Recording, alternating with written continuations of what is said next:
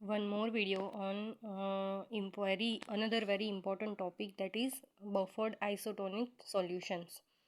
Dear students, PIOC is very easy.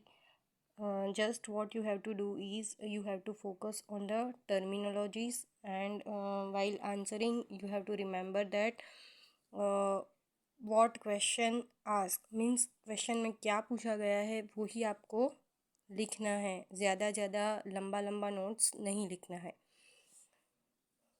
See, we have already discussed that what are isotonic solution, right? Isotonic solution or isoosmotic solutions are those solutions which have same osmotic pressure when separated by a semi-permeable membrane. Physiologically, isotonic solutions are solution having same osmotic pressure as that of body fluid when separated by biological membranes.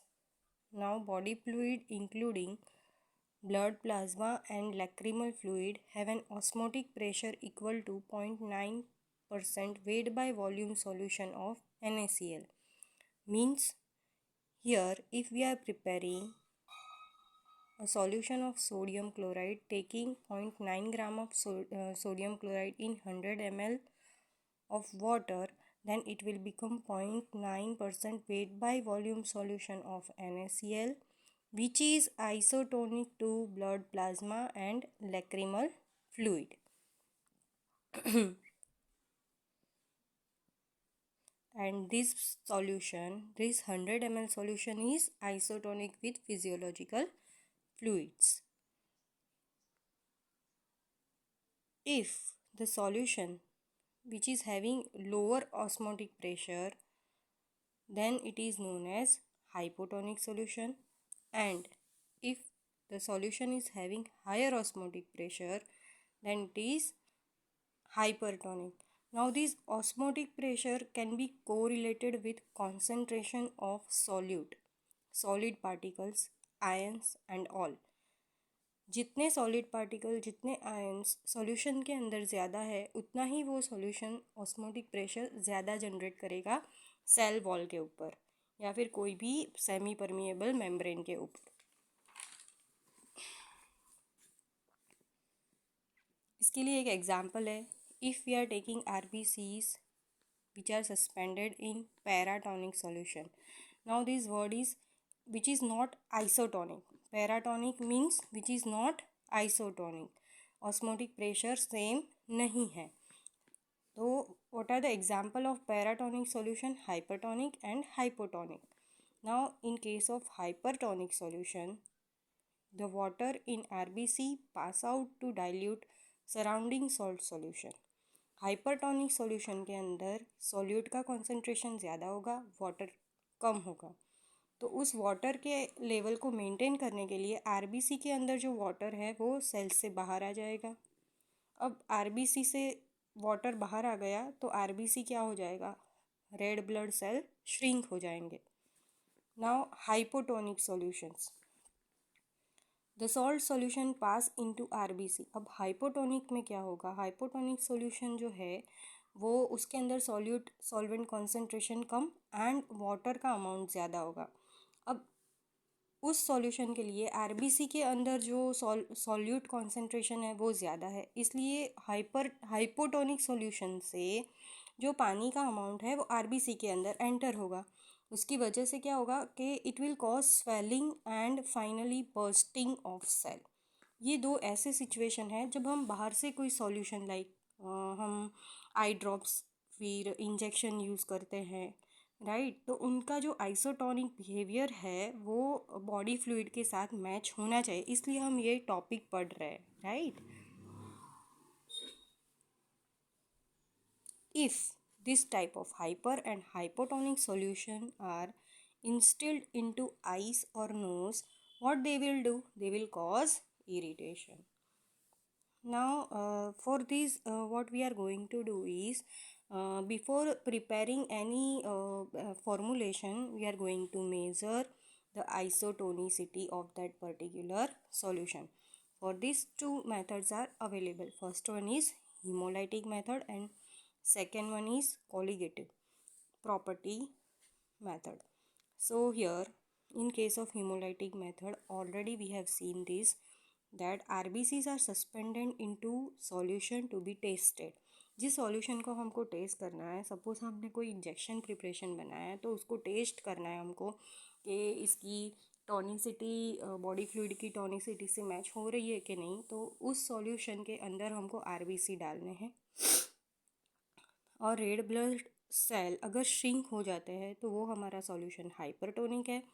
अगर RBC swell हो जाते हैं तो वो हमारा solution hypotonic है। लेकिन RBC का जो साइज़ है वो एज इट इज़ रहता है, तभी वो क्या कहलाते हैं, isotonic solutions. Hope you are getting this students.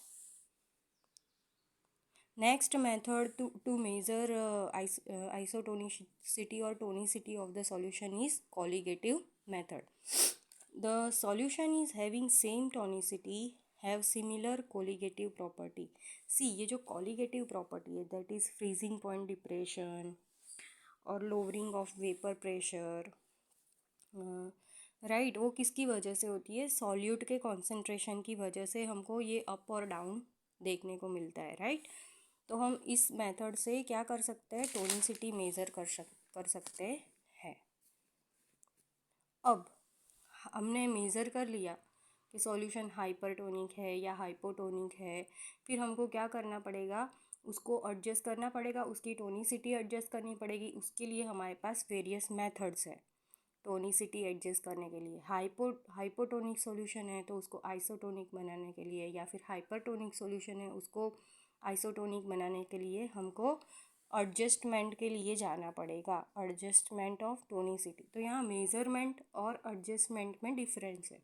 Measurement में हम मेज़र करते हैं कि टोनिसिटी हाइपर है या हाइपो है, एंड एडजस्टमेंट में हम उस हाइपर और हाइपो या फिर आप बोल सकते हो पैराटोनिक सॉल्यूशन को हम क्या बनाते हैं, आइसोटोनिक बनाते हैं, जो हमारे बॉडी फ्लूइड उसको एक्सेप्ट करे। तो ऐसा फर्स्ट मेथड क्या है, फ्रीजिंग पॉइंट डिप्रेशन मेथड, और this is also known as cryoscopic method. ये अलग से भी पूछा जाता है कि explain cryoscopic method of adjusting tonicity. तो उसमें आपको क्या लिखना है, वेरियस बॉडी फ्लूइड्स के एग्जाम्पल है like blood, plasma and lacrimal fluid और लैक्रिमल सिक्रीशन। लैक्रिमल सिक्रीशन यानी ये हम आई रिलेटेड बात कर रहे हैं। These two solutions are having freezing point of minus 0.52 degree centigrade, right. तो अब हम यहाँ पर जो भी ड्रग डालने वाले हैं तो उसके लिए जो भी सॉल्यूशन बनाएंगे, ऐसे सॉल्यूशन का फ्रीजिंग पॉइंट अगर माइनस 0.52 डिग्री सेंटीग्रेड है तो ही हम उस प्रिपरेशन को ब्लड या लैक्रिमल या फिर हमारी आई में डाल सकते हैं। तो क्या बोला है देखो, so solution which have freezing point minus 0.52 degree centigrade will be isotonic with this fluid. ऐसे सॉल्यूशन जिसका हमको freezing point minus 0.52 degree centigrade मिले वो सारे आइसोटोनिक होंगे बॉडी फ्लूइड के साथ। Now following formula is used for calculation of quantity of substance which is required to make solution isotonic with physiological fluid. Percentage weight by volume of adjusting substance is equal to 0.52 minus A divided by B. Here what is A? A is freezing point of the unadjusted solution. हम जो drug solution बनाने वाले हैं वो unadjusted होगा, right. तो उसका freezing point check करना है।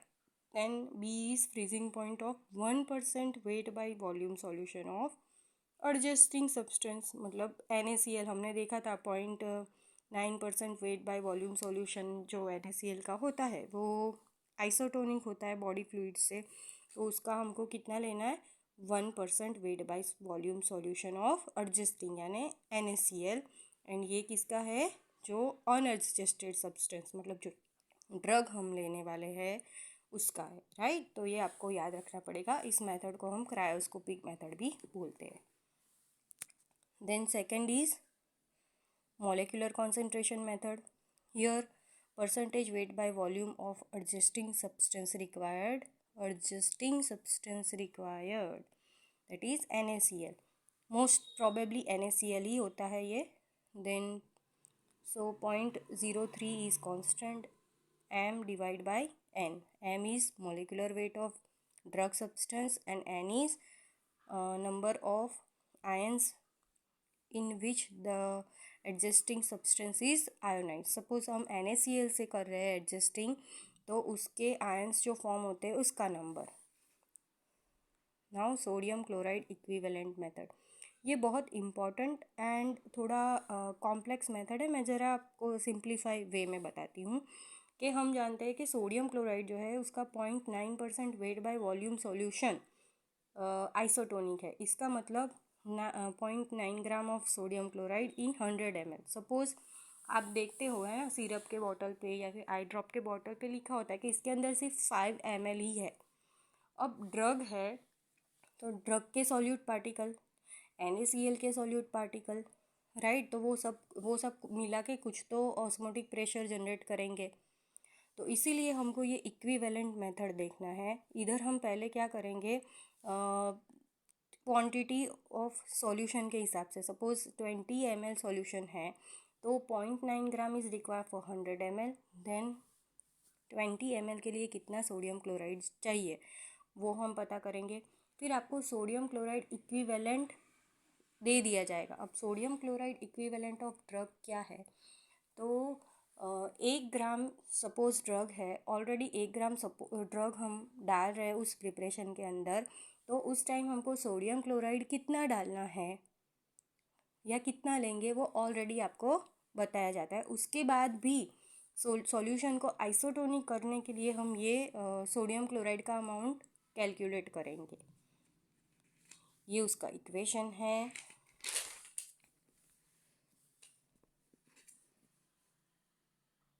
तो जब भी हम काउंट करेंगे हम क्या देखेंगे, so quantity of sodium chloride required to prepare 100 ml solution containing x gram is equal to 0.9 minus XE. XE ये किसका है,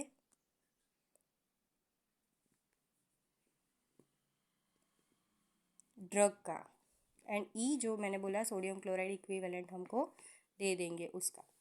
देन एक वन मोर मेथड है, वो है वाइट विंसेंट मेथड, राइट. अब तक हम क्या कर रहे थे, सोडियम क्लोराइड यानी हम सॉल्यूट कॉन्सेंट्रेशन एडजस्ट कर रहे थे. अब इस मेथड में क्या करना है, drug and sodium chloride already हमारे पास है उनका अमाउंट. तो हमको आइसोटोनिक सॉल्यूशन बनाने के लिए इसके अंदर कितना वाटर डालना है हम वो मेज़र करेंगे. ये मेथड है ये. और ये जो स्प्राउल्स मेथड है इन दोनों में यही है. बाकी पहले 3 मेथड में हम सॉल्यूट कॉन्सेंट्रेशन एडजस्ट करते थे. अब इन दोनों मेथड में हमको वॉल्यूम ऑफ वाटर एडजस्ट करना है. इनका भी ये है equation, V is equal to W multiply by E 111.1. So here V is volume in ml of an isotonic solution that can be prepared by dissolving W gram of drug in water, and E is the sodium chloride equivalent of drug. Now this quantity is constant. Here in case of Sproul's method, it is modification of White-Vincent. Here weight of the drug, that is W, was fixed and it is 0.3 gram. Here this is fixed and it is 0.3 gram.